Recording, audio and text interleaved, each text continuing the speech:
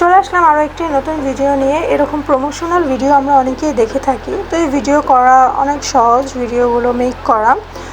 আর আমি ভিডিওতে খুবই কম ইনগ্রেডিয়েন্ট ইউজ করেছি।